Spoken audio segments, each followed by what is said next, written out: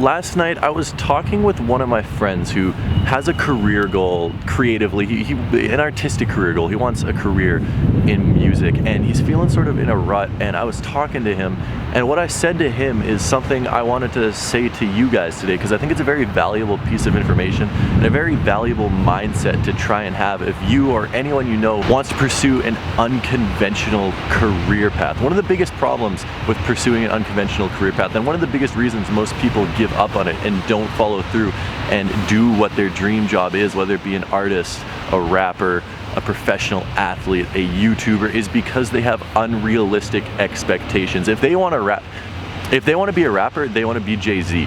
If they want to be a professional basketball player, they want to be in the NBA. If they want to be an artist, they want to be Picasso. But in the creative space, there are many different tiers of success, and you don't need to be Jay-Z to do it for a full-time living. What I've said for years, and what I've told all of my friends that want to do something in the creative space, is if you have talent and interest in something, and you are willing to put the work in, I guarantee you without a shadow of a doubt, you will be able to make it a career. Now, that's not saying that you're going to become a millionaire or rich and famous off of what you want to do for a living, but it is to say that you will be able to make $50, $60, $80, $100,000 doing what you love doing. If you have a genuine talent and passion for whatever it is you want to do, and you are willing to put in the work, you're going to be able to do it for a living. There are so many opportunities, especially in the internet age that we live in today with technology, social media. There are so many outlets to get your name out there. You'll be able to do it for a living if you really want to do it. But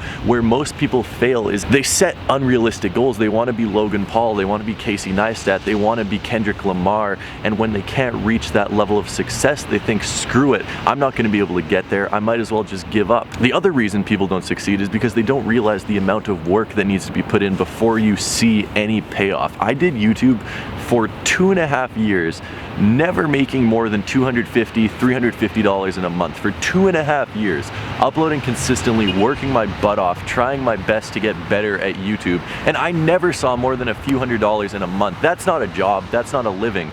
But I put in the time, and eventually we've got to this point where I'm able to support myself through YouTube. Stick with it, put in that work, and you'll be able to make a living out of pretty much whatever you want, especially in 2018, because there's just so much opportunity for everyone to succeed.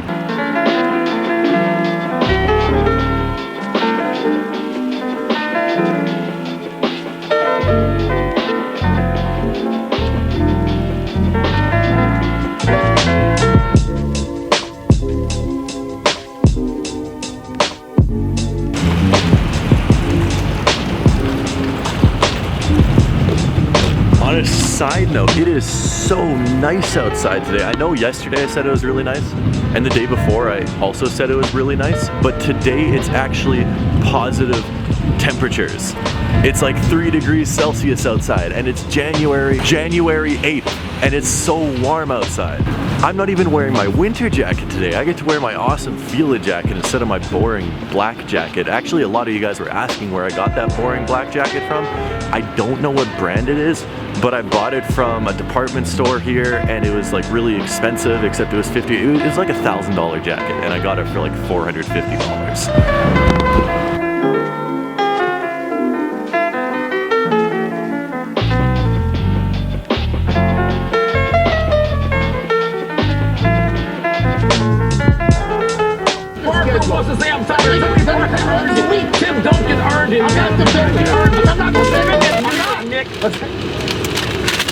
Actually decided to have a healthy lunch today. All right, we have an unboxing I've been waiting for a while for this unboxing. This is a pair of kicks This pair of kicks is actually from the brand Fire Laces, which is like a pre-order service for you guys that maybe you don't want to camp out or risk not getting the shoe. You just want to secure it early, hassle-free, pay a couple extra bucks. It's really not that much over retail. This is what Fire Laces is for. So I'm going to leave a link down in the description. Right now they're doing pre-orders for the Olive 13s, the red toe or the bread toe Jordan 1s, the gold Jordan 1s, all that stuff that is coming out in the next couple of months. They're doing pre-orders for all of that, and of course they do Yeezys and Adidas and all of that good stuff as well. This was supposed to show up last week and there was some sort of problem at the post office. I've been waiting for these forever. I really wanted these. I finally got my pair. Very, very, very, very, very happy. It is another orange box. It is another pair of Gatorade Jordans. I've been absolutely loving this Gatorade Jordan pack. I think it's just such a cool concept. I have the 6s right back there, and then I have a pair of the blue Jordan 1s as well.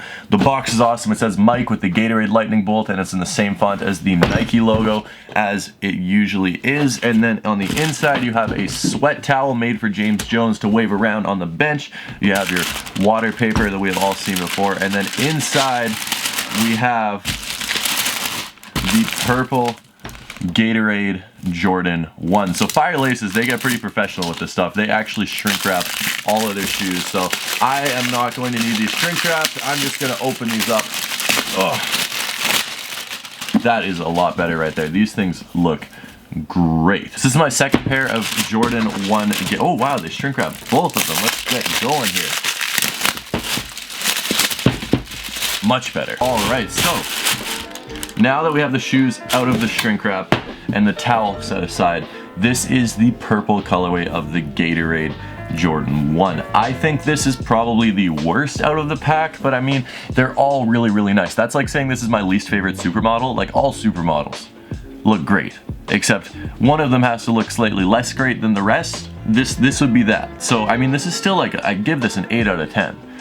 But I like the blue ones a lot more. I like the orange ones a lot more. The green ones, those are like an 8.5 out of 10. Maybe even an 8.25 out of 10. These are my least favorite, but they're still very, very, very nice. And then Fire Laces is like, yo, dude, you want any of the Gatorade shoes? And I was like, do I? I definitely want some of the Gatorade shoes. So he sent me over these, and they are great. If for some reason you haven't seen a pair of If you somehow haven't seen a pair of the Gatorade 1, some features you guys should know about is on the bottom you have the Gatorade logo underneath the rubber of the shoe, which is super, super cool.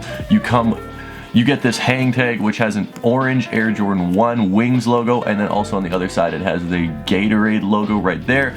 You have a leather patch up top with Nike Air, and then on the other side it says Be Like Mike, and then on the insole there is the Gatorade logo way down at the heel. Actually, it's on this shoe. It is on this shoe. My bad. It's down at the heel there. You can't see it, but it says Gatorade, and then every shoe also comes with 2 pairs of extra laces. I think it's orange and white on every single pair except for the orange one where it comes with green laces. But I think it's orange and white on every single pair.